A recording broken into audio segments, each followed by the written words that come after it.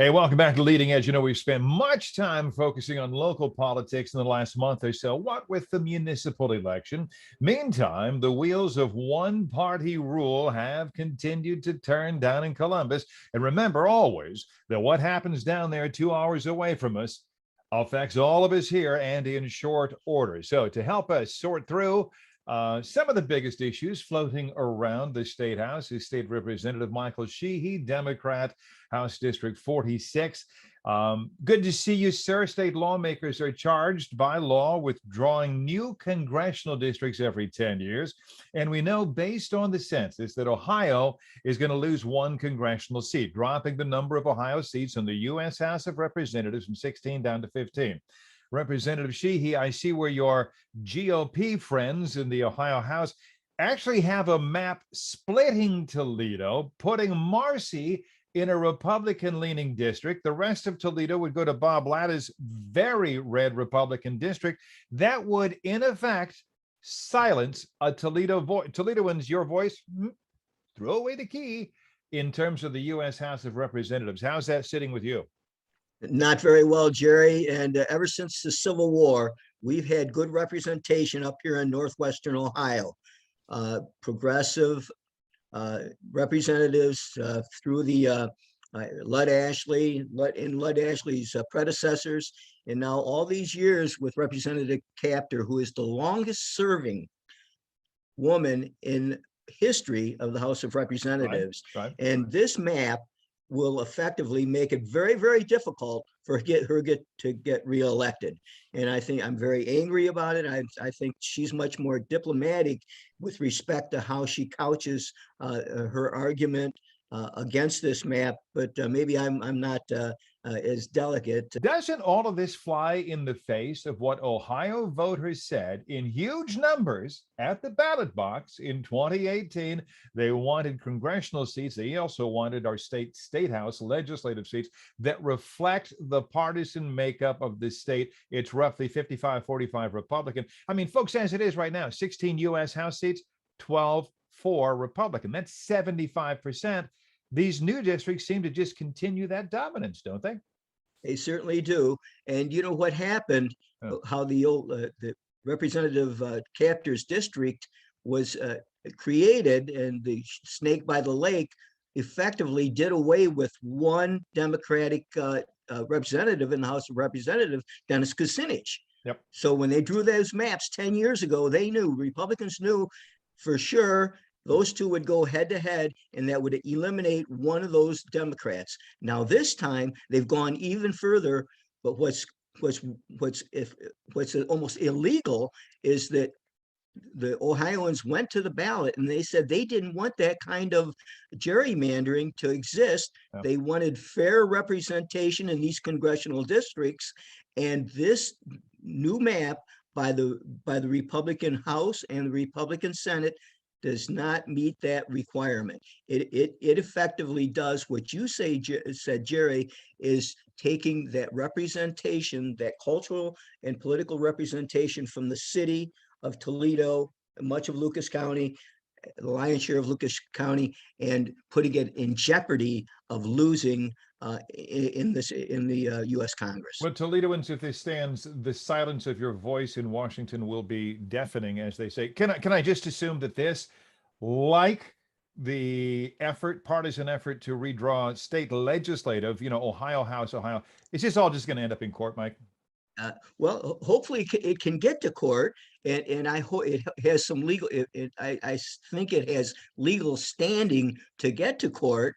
And but my scare is that if it goes to the state court, the governor's son, who sits on the Ohio Supreme Court, has said in advance that he will not recuse himself, and the governor himself helped create these maps. It smacks of conflict of interest. It defines conflict of interest. Let's do some other stuff. The folks on the other side of the aisle, they may not think much of fair districts, but boy, they love their guns. I mean, everybody, Mike Sheehy, should have one, at least one, maybe. But I don't know how to work these things. No sweat. You'll figure it out. No training is necessary.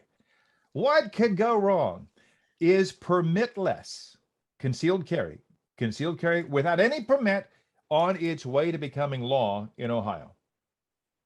Uh, it very well could be, Jerry, but I'm going to stand in the way and do everything that I can, as are the members of the Democratic caucus, to make sure that that doesn't happen.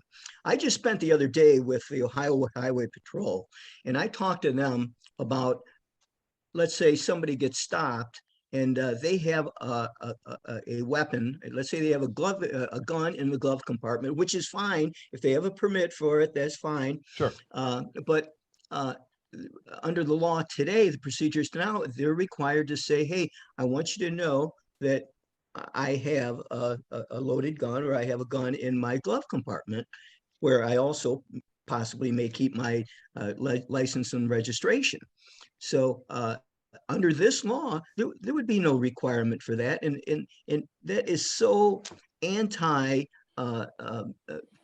officer safety. It just flies in the face of not only common sense, but certainly a concern for people in law enforcement. And I have relatives in law enforcement, and believe me, if somebody wants to have a concealed carry, I don't have any issue with that. I've certainly been in situations where I They wish should I be had. licensed and you should have to be trained. The Fraternal Order of Police, they don't like this thing. They say that county sheriffs, and these go through county sheriffs, suspended over 2,000 licenses last year. Nearly 1,800 were denied. So these were people deemed bad risks to even have weapons. But now all that scrutiny, it sounds to me, will go away.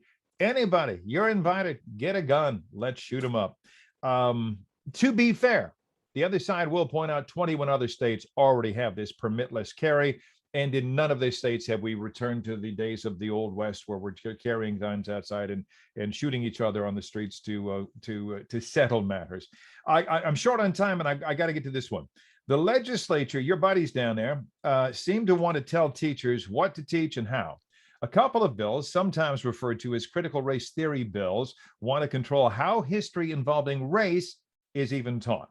Now, I mean, I thought your friends down there in Columbus were all medical experts, since they want to control response to the pandemic. Now they're history and education experts too. How dangerous do you think this is? It's very dangerous, because at least one representative has talked about going through hundreds of books and having them burned or not allowed in public schools. And believe me, they're not off the wall stuff. They're good literature, that good acceptable literature that's been recognized as such over the last 50 to 100 years. And now some of those legislatures want to get into those school systems. This is the beginning of authoritarianism. We're about freedom of speech and freedom of ideas, and our teachers are in this classroom for one reason. They love education. They want to see young people learn and prosper and grow. Let them do their jobs. Let the school systems determine what the curriculum is going to be. Let teachers be teachers. A city in your district, Maumee, has been dumping raw sewage into the river of the same name. When a Republican member of the Ohio House took aim at cities who do this, I read where you and he got into a pretty good dust up over who's doing how much polluting. Give me the short version of what's up with that. I was upset. Maumee made a mistake. And because I rail all the time about the nutrient issue in the western basin of Lake Erie, and come to find out, one of my cities was responsible. But how responsible? 1%.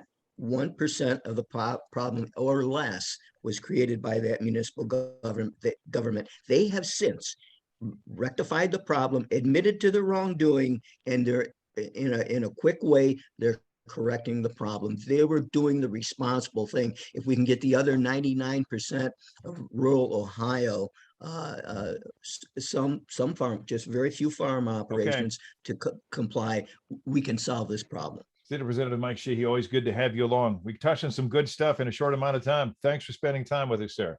Always great, Jerry. Thank you for the opportunity. Best to you, and I'll be right back.